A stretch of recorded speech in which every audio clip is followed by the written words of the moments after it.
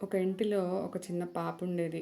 తన ఫ్రెండ్స్ తనతో ఆడకపోయినా, ఎవరూ తనని పట్టించుకోకపోయినా, అమ్మ చిన్నగా మందలించినా, టీచర్ "నువ్వు లెక్కలు సరిగ్గా చేయలేదు. ఛీ! నువ్వు చదవవు సరిగ్గా" అని అన్నా, ప్రతి దానికి తను చాలా బాధపడేది. ఒకరోజు తన తాతయ్య ఇంటికి వెళ్ళి, "తాతయ్య, నా హృదయం ఎందుకింత భారంగా ఉంది? నేను ఈ బాధను భరించలేకపోతున్నాను" అని అడిగింది.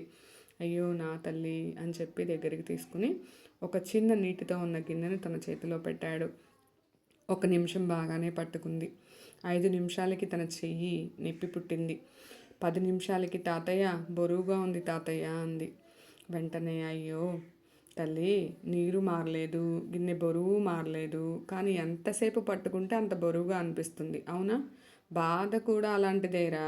దాన్ని వదిలేస్తేనే బరువు ఉండదు, పట్టుకుంటే మనల్ని నొప్పిస్తుంది తల్లి" అనగానే పాప మెల్లగా గిన్నెను కింద పెట్టింది. మొదటిసారి తన హృదయం చాలా తేలికగా అనిపించింది.